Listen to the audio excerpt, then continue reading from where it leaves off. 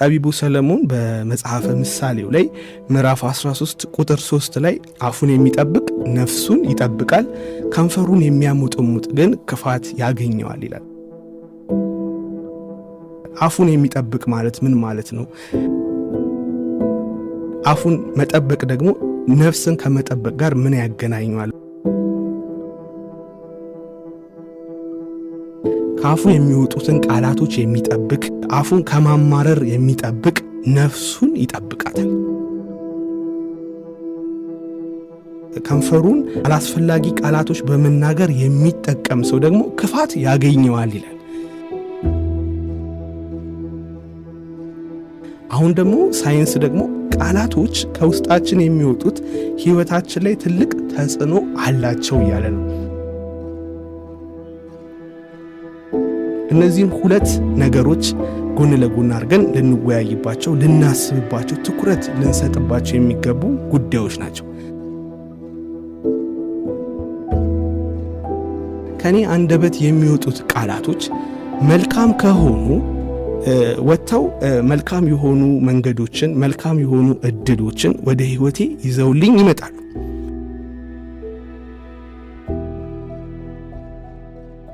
ከአንደበቴ የሚወጡት ቃላቶች ደግሞ አብዛኞቹ የማማረር የለኝም፣ ተበድያለሁ፣ ተክጃለሁ፣ እኔ አረባም፣ በቃ አብዛኛው ቃላቶቻችን ካፋችን የሚወጡት ክፋትና በቃ ሐዘን፣ የለኝም ችግሮች ከሆኑ ክፋት ያገኘናል።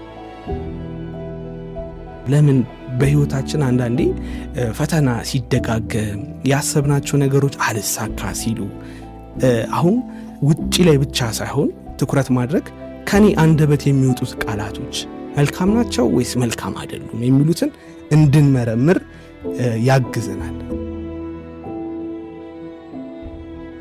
ከዛው ቀጥሎ ጠቢቡ ሰለሞን ሌላ ምክር ይመክረናል። የሰው ነፍስ የአፉን ፍሬ ትበላለች። ይሄ ምን ማለት ነው?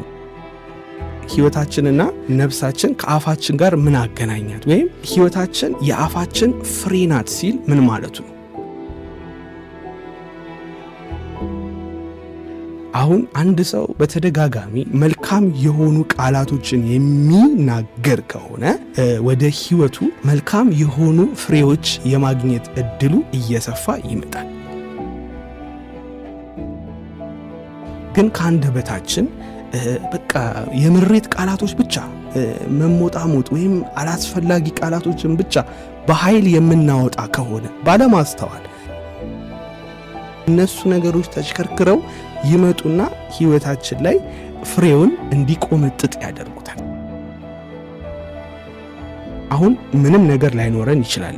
ያሰብናቸው ነገሮች አልተሳኩም ሊሆን ይችላል። ግን አንደበታችንን መቆጣጠር ፈጣሪ ከኛ የሚፈልገው ወይም ደግሞ ህይወታችን እኛም በፈለግነው መንገድ እንዲስተካከል ማድረጊያ መሳሪያ ነው ማለት ነው።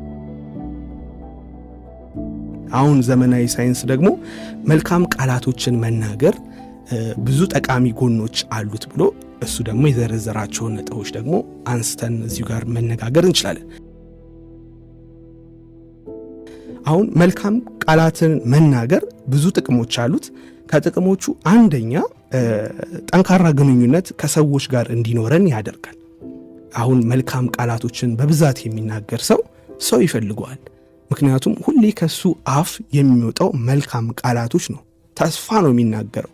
ስለዛ ያንን ሰው ማንም ይወደዋል። ከሱ ጋር አብሮ መዋል ሁሉም ሰው ደስ ይለዋል።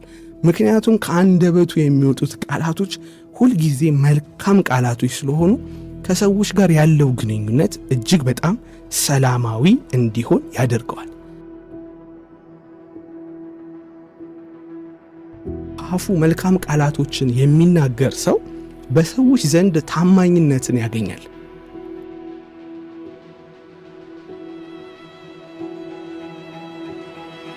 ከአንደበቱ መልካም ቃላቶችን፣ የምስጋና ቃላቶችን፣ ደሳስ የሚሉ የተስፋ ቃላቶችን የሚናገር ሰው በሰዎች ዘንድ ታማኝነት ያገኛል። ሰውየው ላናቀው እንችላለን፣ ግን ከአንደበቱ በሚወጡት ቃላቶች ብቻ እንድንወደው፣ ከአንደበቱ በሚወጡት ቃላቶች ብቻ እንድናምነው ያደርገናል። መልካም ቃላቶችን መናገር ከሰዎች ጋር ያለንን ግንኙነት እጅግ ጠንካራ እንዲሆን፣ ጥብቅ እንዲኖር፣ በሰዎች ዘንድ ተወዳጆች እንድንሆን መልካም ቃላት የሚናገር ሰው፣ አመስጋኝ ሰው ከሰው ጋር ለመጣላት በጣም ከባድ ነው የሚሆነው። ምንም አይነት ችግር ቢገጥመው ተመስገን፣ እሺ በቃ ይሁን፣ ያልፋል፣ የተሻለ ቀን ይመጣል። ችግር ቢገጥመው በቃ እሱ ሁል ጊዜ ቃላቶቹ መልካሞች ናቸውና ሰዎች ከሱ ጋር አብረው መሆን ይፈልጋሉ፣ ይወዳሉ፣ ደስ ይሉታልና ለመልካም ግንኙነት ስንል አንደበታችንን መልካም ብናደርገው ተጠቃሚዎቹ መልሰን ራሳችንን ይለናል ዘመናዊ ሳይንስ። ሌላ መልካም ቃላቶች ከኛ አንደበት ሲወጡ የሚሰጠን ጥቅም የአይምሮ ጤና ነው። ሪሰርቹ ምን ይላል? ፖዚቲቭ ወርድ ሪዲዩስ ስትረስ ኤንድ ቡስት ኮንፊደንስ ይላል። መልካም ቃላቶችን አንድ ሰው በተደጋጋሚ የሚያወራ ከሆነ ጭንቀት እንኳን ቢኖርበት ያንን ጭንቀት ይቀንስለታል። ሁለተኛ ደግሞ በራስ መተማመኑን ይጨምርለታል። ለምሳሌ በጣም የሚያስጨንቁ በአካባቢው ጉዳዮች ሊኖሩ ይችላሉ። የቤት ኪራይ ሊሆን ይችላል፣ ትራንስፖርት ሊሆን ይችላል፣ ሪሌሽንሺፕ፣ ብቻ ያልተመቹት እሱን ስትረስ ውስጥ የሚከቱት ጉዳዮች ሊኖሩ ይችላሉ። እና እነዚህ ነገሮች በተደጋጋሚ እያሰባቸው ከሆነ አይምሮ ወደ መጨነቅ ደረጃ ውስጥ ይገባል። ግን ቃላቶቹን ሲቀይራቸው አሁን የሚያስጨንቁት ጉዳዮች አሉ፣ ግን ሰውየው ሰላም ስትሉት እግዚአብሔር ይመስገን በጣም ደህና ነኝ፣ ሁሉ ነገር ሰላም ነው፣ መልካም ነው ይላል ሰውየው።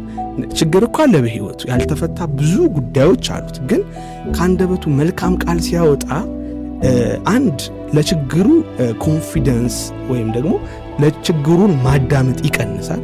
ችግሩን ማዳመጥ ሲቀንስ ደግሞ ለችግሩ መፍትሄ እያገኘ እያሰበ ወደ ችግሩ ወደ መፍትሄው እየሄደ ይመጣል። አይምሮ ጤና ያገኛል። ብዙ ጊዜ መልካም ቃላቶች ከሰውየው ወይም ሌላ ሰውን ከማስደሰት ይልቅ መጀመሪያ ለራሳችን ነው እረፍት የሚሰጡ። መልካም ቃላቶችን መናገር ችግር አለ፣ በቃ ብዙ ያልተፈቱ ጉዳዮች አሉ፣ ግን ተመስገን ማለት በቃ ከኔም የባሰ አለ፣ ከዚህ የከፋ ነገር እኮ ሊሆን ይችል ነበረ፣ ግን ተመስገን። በቃ መልካም ቃላቶችን ከአፉ ሰውየው ሲያወጣ የሚፈትነው ያ ችግር ይጨነቃል መልሶ። ስለዛ ባመሰገነ ቁጥር ደግሞ መልካም ቃላቶች መልካም እድሎችን ወደ ህይወቱ ይዞለት ይመጣልና ለአይምሮ ጤና እጅግ በጣም በጣም በጣም መሰረታዊ ነገር ነው ይለናል ዘመናዊ ሳይንስ ስለ ፖዚቲቭ ወርዶች ወይም ስለ መልካም ቃላቶች። ሶስተኛ ከመልካም ቃላትን በምንናገር ጊዜ የምናገኘው ጥቅም ሰላማዊ የሆነ ኢንቫይሮንመንት፣ ከውጪ ጓደኞቻችን ጋር፣ ከቤተሰቦቻችን ጋር፣ ከፍቅረኞቻችን ጋር የሚኖረን ግንኙነት ሰላማዊ ይሆናል።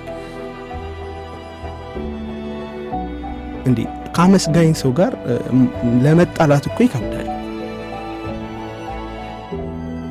መልካም ነው እሱ ሁሌ የሚናገረው ነገር መልካም ነው። እሱን እኮ ለመክሰስ ራሱ ይከብዳል።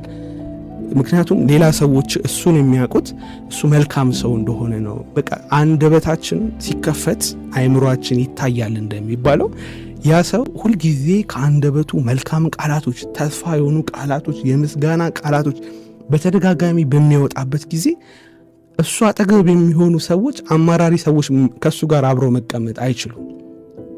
አቤ ዘንድሮማ በቃ ነገሩ ከረረ ሲል ተመስገን ይላል ሰውዬ። አረ ነዳጅ ጨመረ ተመስገን፣ አረ ቤት ኪራይ ጨመረ ተመስገን አለን፣ ዘይት ጨመረ ተመስገን። ይሄው ዘይት ተጨመረ፣ እኛ ግን ይሄው መብላት አላቆምንም፣ እኛም አድገናል ማለት ነው። ነገሩ ሲያድግ እኛም አብረን አድገናል ማለት ነው። ተመስገን። ከችግሮች ውስጥ ምስጋናን ማየት ይችላል። ከፈተናዎች ውስጥ ደስታን ማየት ይችላል። መልካም ቃላቶችን የተለማመደ ሰውና ከሱ አጠገብ እነዚህ አይነት አማራሪ ሰዎች መቀመጥ ስለማይችሉ አማራሪ ሰው አማራሪ ጓደኛ ነው የሚፈልገው። እንደዚህ እኮ ልንሆን ነው ሲል አዎ ኧረ እባክህ ምናምን የሚባባሉ ጓደኞች ይስማማሉ። ከሚያመሰግን ሰው ጋር ግን አንድ ሁለት ቀን አብሮ ይቀመጥና አይ እሱ እባክህ ብሎ እየሸሹት ይሄዳል። በዙሪያው እየከበቡት የሚመጡት ልክ እሱን ማዳመጥ የሚፈልጉ ሰዎች፣ ከእሱ ጋር ማውራት የሚፈልጉ ሰዎች፣ መልካም ቃላቶችን መስማት የሚፈልጉ ሰዎች ወደ ህይወቱ እየመጡ ይመጣሉ። እሱም ሰላማዊ የሆነ ኢንቫይሮንመንት ይፈጥራል። መልካም ቃላቶችን በተደጋጋሚ ከአንደበታችን የምናወጣ ከሆነ አካባቢያችን ሰላም ይሆናል፣ አእምሯችን ጤንነት ያገኛል። እንዲሁም ደግሞ ከሰዎች ጋር ያለን ግንኙነት ታማኝነታችን እየጨመረ ይመጣል። ብዙ የሚያስጨንቁን ችግሮች ቢኖሩም ሆን ብዬ ቃላቶቼን መልካም እያደረኳቸው ውጪው ያለውን ህይወቴን ለመቀየር እታገላለሁ። በማማረር ምንም አይነት መፍትሄ አላመጣም። የማማረርበት ጉዳይ ቢኖርም እንኳን በጉዳዩ አመሰግንበታለሁ እንጂ አላማረርበትም እያለን ራሳችንን የማሸነፍ ትግል ውስጥ መግባት አለብን።